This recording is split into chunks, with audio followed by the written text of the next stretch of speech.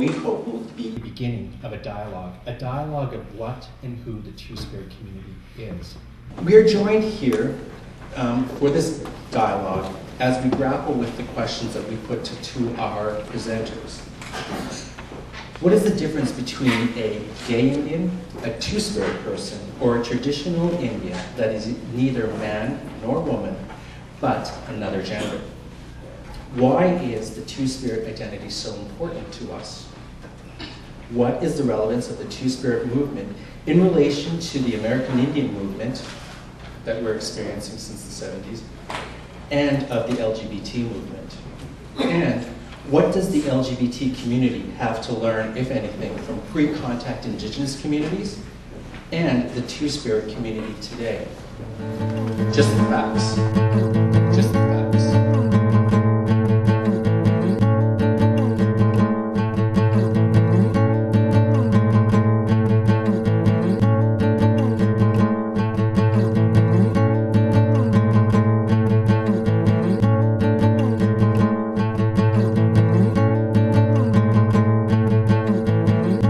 It is with great honor that I'm now turning over this evening to our moderator, Richard Haig. I think the best way, we have such a large panel, is just each person can introduce themselves and maybe talk for about 10 minutes to some of the questions that Harlan brought up, and then I can ask some questions, and then we'll open up the dialogue to the audience as well. So if we could start on the end with Karen Vigneault, you could just tell us why you're here today. I don't know if you guys know it, California was the leader of the first gay Indian group in the United States. I don't know about Canada, but in the United States in 1975 with the Gay American Indian Group.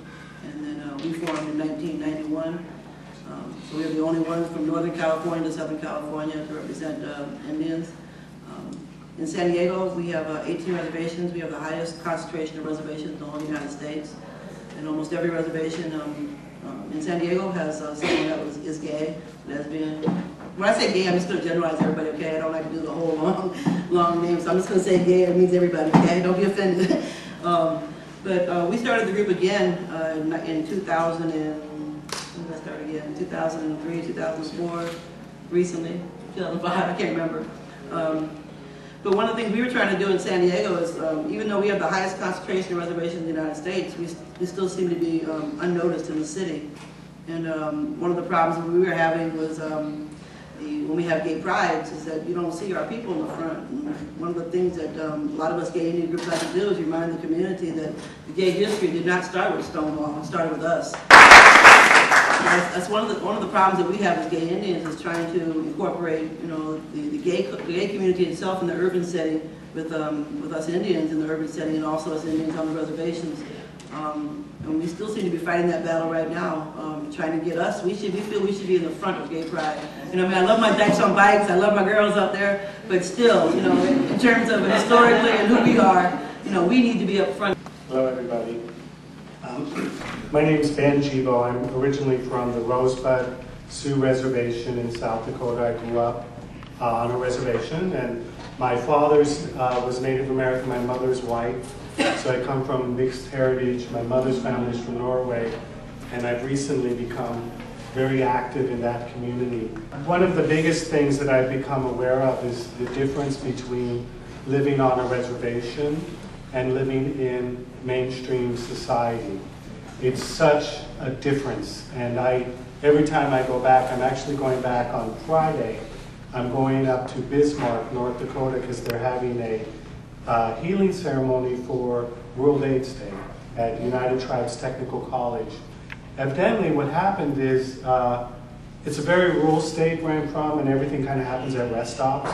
And a trucker came through. There was a trucker that came through who was positive, and now they have 2 new HIV cases in the community, and they're freaking out. And oh, it came on the highway, and it was, you know, white man. And, you know, it's very serious situation we have because of the lack of language among ourselves. We're historically, the model has been white people coming in and telling us we're wrong because we're not Christian, or this isn't our land, or we don't have laws, or we don't have, you know, we know that model. It's been going on.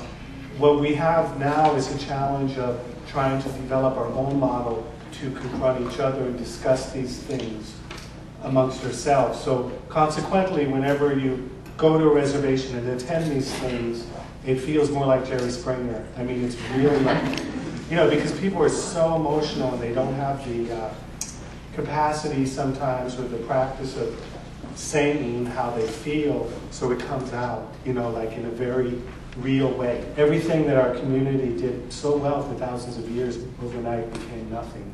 And how that makes people feel about how they are. Like, I'm not a useless person. And, you know, they sent us off to boarding schools, which was really the onset of incest and the onset of substance use.